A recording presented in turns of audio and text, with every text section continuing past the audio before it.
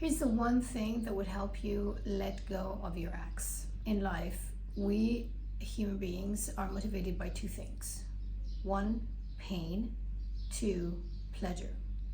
And the saying that I have here, which I have lived by in so many situations, difficult situations in my life, goes like this. And the day came when the risk to remain tied in the bud was more painful than the risk it took to blossom.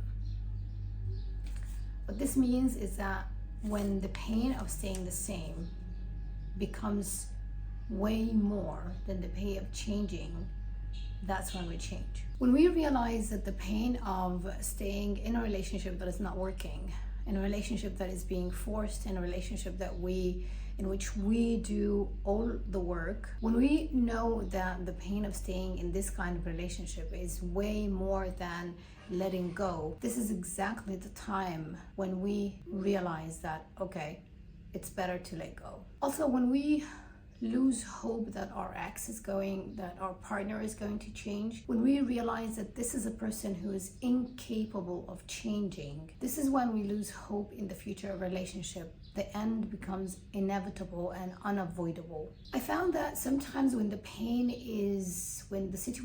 relationship is bad, but it's not really that bad, we find ways to justify, to come up with reasons, to prioritize connection over real love. But when we finally hit our threshold of pain, this is when everything hits us.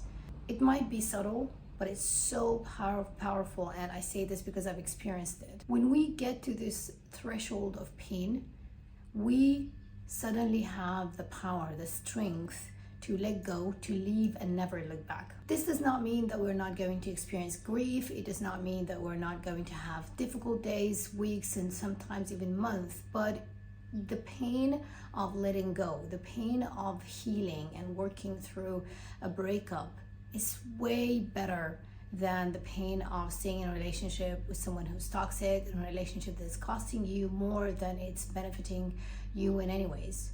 And over time, what happens is that we gain perspective. We realize that we made the right decision. With distance, with enough time away, we gain perspective. We start to get clear. We start to see things clearly. Sometimes it even shocks us because we come to see things and we become surprised about how could I not see this previously? How was I so blind for so long and unable to recognize all of these patterns that have been there the entire time? You see, what happens is that when we invest so much emotionally, when we get attached emotionally and mentally, what happens is that this attachment, the emotions of survival, they create a brain fog. It's like something that blinds us, that prevents us from seeing the picture for what it really is. We live in a world of our creation in which we are wanting so much this person to be a certain way. We give potential way too much credit. We are waiting, we are hoping. We're not having the difficult conversations, and we struggle sometimes, and actually most of the time, in silence, because we're so afraid of breaking this up. We're so afraid of messing it up. We're so afraid of being alone. We think that this is our last chance of having a relationship with someone, so we hold on so tight because we're so scared to let go. Pain is inevitable both ways, whether you stay in a relationship that's not working or whether you leave. But here's the difference.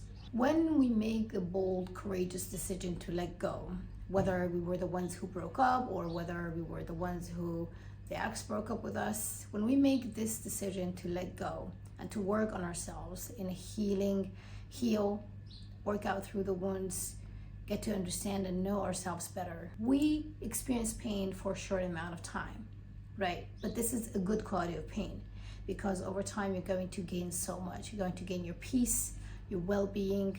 You're going to gain, most of all, yourself. But on the other hand, if you stay in a relationship that is costing you way more than it's adding value to your life, what happens is that you start to lose yourself one piece at a time. It It starts to eat you inside out. You question yourself, you lose your self-respect, self-appreciation, and over time you're going to regret staying for way too long in a relationship that does not deserve you, with a person who does not deserve your time, your energy, and especially if this person is toxic, manipulating you. I want you to remember this. You lived before this person.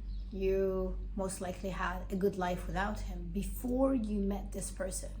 You were functioning, you were having a good life, you had social life, family, friends, you had things that you were interested in.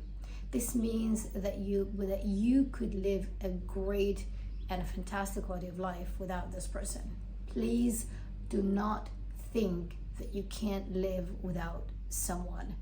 This is a lie, it's an illusion. You can live without anyone. You only need yourself. The only relationship that matters in this world, in this lifetime, is a relationship that you have with yourself.